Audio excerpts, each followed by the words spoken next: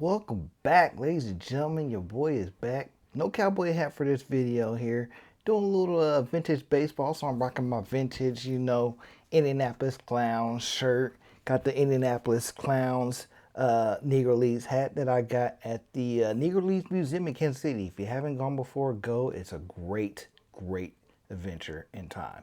So, this is a video I'm doing because my good friend Jason, Everyday Card Collector, did this great video right here where he was talking about the his favorite backs of cards, and he had Orlando on there, Everyday Collector, or is it Everyday Collector?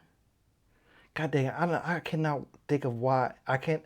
I've met Orlando before at the National in Cleveland, and great guy, knows so much great knowledge about vintage cards, pre-war, just really everything. He knows it, and for the life of me, I cannot think of what his channel is. I'm gonna put it down here here. But great channel. It was him, Orlando, and another gentleman on there. I wasn't familiar with him too much, but they did a great video talking about their favorite backs of cards in the hobby. And I was like, man, that's really cool. You know what? What are my favorite backs in the hobby? It's interesting.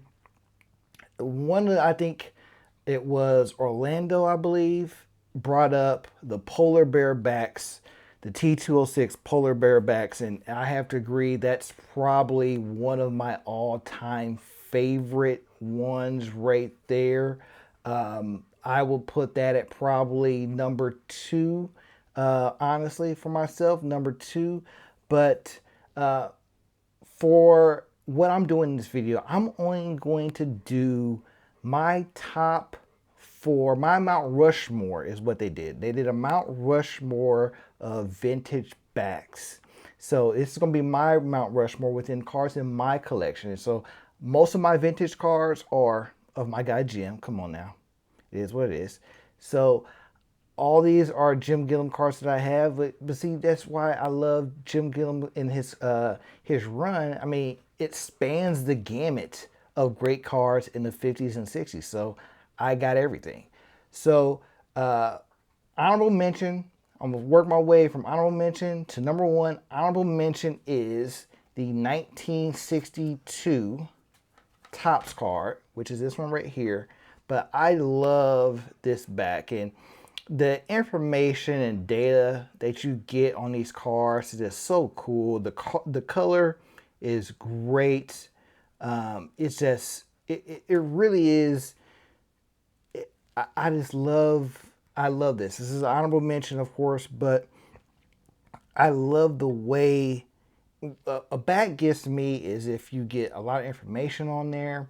You have some type of graphic or something. There's some visual to make the card stand out, and this card has it for me. On the back here it says Jim takes a walk. Jim takes a walk. Jim set a record as a rookie when he drew 100 bases on balls. That was the 1953 season, his NL Rookie of the Year winning season. So that is 1962 Topps for honorable mention. Let's see here. Hopefully, let me make sure I got everything in order. I think I do. So that's that. All right. Next here. So for my number four, my Mount Rushmore, you have 1954 Topps. Another excellent, excellent card right here. You cannot go wrong with this one. This one right here is incredible. Just the way that they did these cards back then, it just amazes me. Without the technology that we have today, what they were able to do in printing of those cards back then, truly incredible. On the back here in the graphic, 3 illustrations. Says when Junior inside baseball right here. When Junior first started, he had trouble hitting the curve, which is true. From my reading of his book, he did have trouble with that. On advice of a coach, he decided to become a switch hitter and became a very good switch hitter, man. Very good. Now Junior hits all pitching, righty, lefty, fastball, and curved. Awesome. And I love I'm a sucker for stats. You give me a card with a lot of stats on it, you got me. You got me, you got me, you got me. So that is number 4. Moving on to number 3. And this one right here, some people may have it higher. I think it's pretty good where it is. The red heart, the back. Once again, I've always thought that these cards coming within dog food is just so cool to me. My girl, you probably can't see her. Let me see. She's laying down right there. That's her body. She's always my shadow when I'm doing videos and stuff. But you know, I just couldn't imagine, you know, going and getting a new bag of dog food for her. And hey, you know, that new card is in there deep in the pack. So I just couldn't. That'd be so crazy. MLB, please, Topps, somebody please make that happen. That would, like, stores will love that. Absolutely love that. Red Heart, all-time great baseball set right here. I would love to meet somebody that's completed this set because they are absolutely incredible madmen. That's the amount of legends in that set. It's just incredible. The Mickey Mantle was one of the best looking cards in the set. But yeah, this right here, all-time great card right here. So yeah, 1954 Red Heart comes in at number 3. Coming in at number 2 is technically one card, but it's technically 2 cards. And that is a 1964 Topps, because you got the original Topps and you have the Venezuelan Topps. And I love how, you know, when I was looking for these cards, I hadn't really ever seen the Venezuelan one before, but when I got it, I was like, okay, that is a good way to notice which one is which. And like I did in my video a couple weeks back, you know, this is the right way to know which one is which. The Venezuelan right here, always going to be darker. Always going to be darker. And the 64 regular Topps going to have that orange tint, going to be lighter. But I'm currently building a 64 Topps set right now, about 18% into it. Look, I got a lot of cards more to get for this set. I think it's like a 587 cards. I'm just over 100. Hopefully the National get closer to 80, maybe 90%. That's the goal.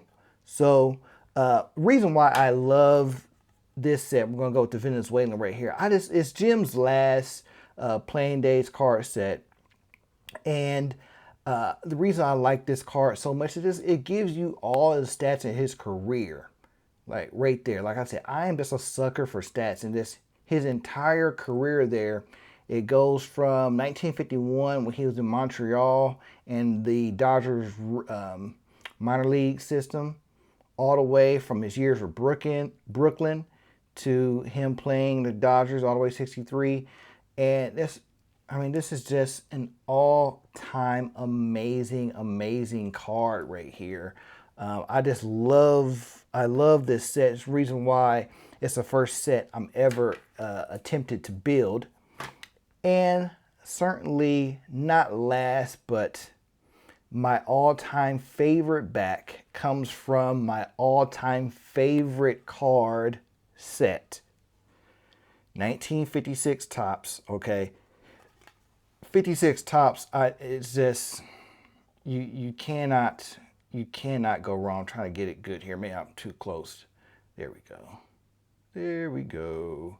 Yeah, and every card in the set, except for the team cards, has these graphics on them, and that's just incredible. Maybe I need to go look at the 56 Topps Dodgers. I don't think they have graphics on those as well, but if I'm wrong, I will put it in there. Yeah, this is just incredible right here. The illustration says on the back, "Here I am again." Jim has scored over 100 runs every season since entering baseball in 1951. He starred in a 52 and 55 World Series that has a 295 series average. In 1953, Jim was voted NL Rookie of the Year. Like that's just so cool to me, man. You don't get cars like this today. You do not get cars like this today, and I wish you did. But yeah, these are my all-time favorite vintage cards backs that I have in my collection currently. If I had a polar bear, it would be in there. Probably be number two. Maybe bump the Dodgers, the '64 tops, and the Venezuelan. Bump those down one. But within the cards I have in my current collection right now, these are it. Those are just absolutely amazing, amazing cards. But hey, that's all I have for you guys right now. Stay tuned because I got some more videos dropping here real soon. Take care and God bless.